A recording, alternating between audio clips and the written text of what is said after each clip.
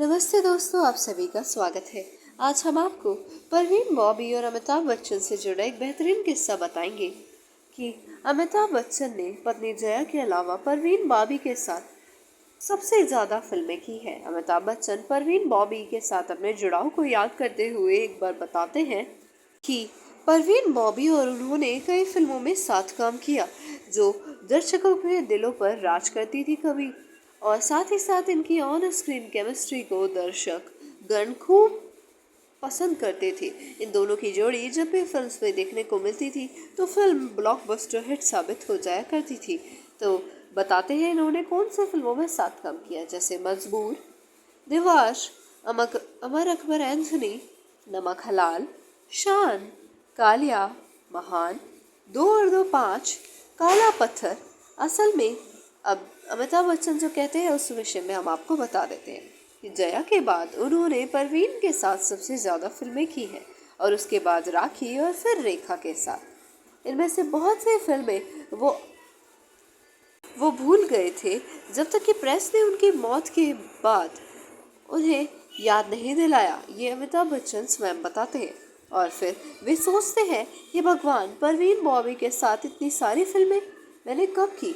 परवीन के साथ मेरी ज़्यादातर फिल्में बेहद सफल रही थी। दर्शकों ने हमें जोड़ी के तौर पर काफ़ी पसंद किया। वह स्क्रीन पर एक नई बोहेमियन किस्म की नायिका लेकर आई। हमने इन सभी फिल्मों पर काम किया और अपने अपने रास्ते पर आगे बढ़े। लेकिन चूंकि हम एक ही सामाजिक दायरे से थे, इसलिए हम एक दूसरे से मिलते जुलते थे, संगीत सुनते थे। वह बहुत ही मज़ेदार, खुशमिजाज इंसान थी, हमेशा जीवन के आनंद से भरी रहती थी। वह कभी किसी के काम में दखल नहीं देती थी। सेट पर आपको मुश्किल से पता चलता था कि वह आसपास है। वह पूरी तरह से अपने काम से मतलब रखती थी। उसके साथ जो हुआ वह वाकई काफ़ी दुखद है।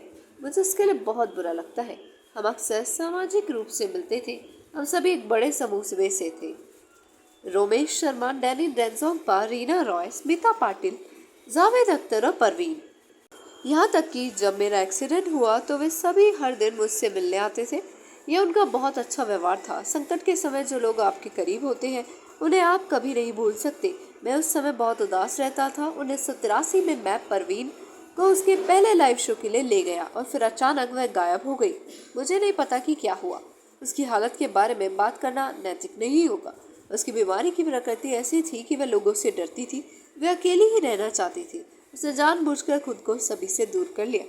हमें लगा कि उसके साथ खुद को जोड़कर हम उसे और अधिक दुखी कर रहे हैं, तो हमने फिर उसको अकेला छोड़ने का ही फैसला किया।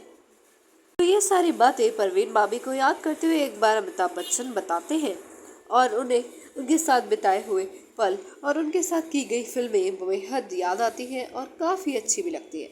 अमिताभ बच्चन और परवीन बॉबी ने एक साथ बहुत सी हिट फिल्में दी हैं।